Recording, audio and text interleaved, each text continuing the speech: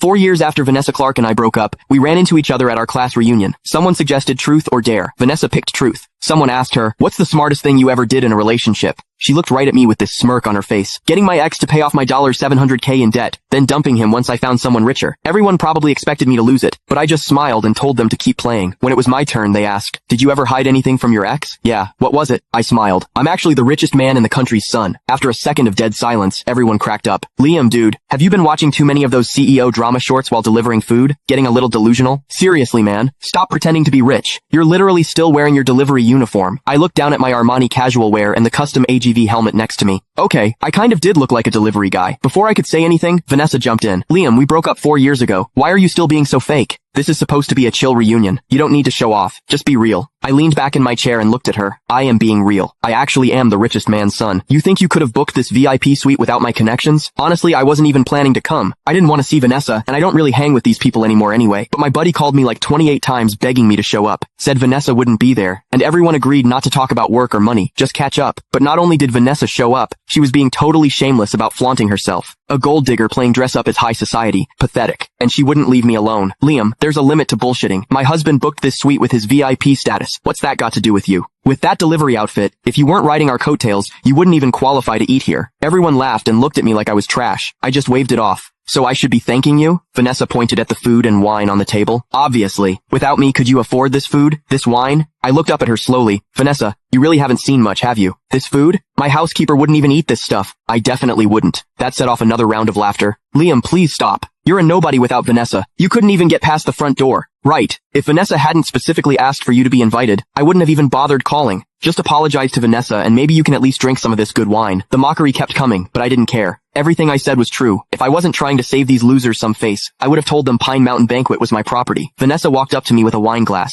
"Want to know why I dumped you? Guys without money need to stop showing off. Drink this wine and I'll forget what just happened." I stood up and looked her in the eye. "Vanessa, I was being polite, but you actually think I'm still that broke, lovesick kid from 4 years ago?" I turned toward the door. "Waiter, bring me the wine list. I'm paying for everyone tonight." A guy in a suit walked in and stood in front of me respectfully. Lucas Miller, the manager of Pine Mountain Banquet. I'd met him once when I arranged the suite. I kept my eyes on Vanessa. "Bring me your secret menu and make everything on it. And 2 bottles of your best wine." Lucas nodded and left. Everyone froze, including Vanessa. Then she burst out laughing. "And you say you're not showing off? My husband and I have been here at least 10 times. There's no secret menu. Could you at least practice your lies first?" Everyone stared at me, waiting to see me get embarrassed. In their eyes, I was still the poor guy Vanessa heartlessly dumped. Back then, I fell out with my dad to marry her. Broke and desperate, I delivered food for a living. After I paid off her $700K in debt, she hooked up with some rich kid named Sebastian Ashford. Heartbroken, I went home to take over. You can find the full story in my bio. It's free.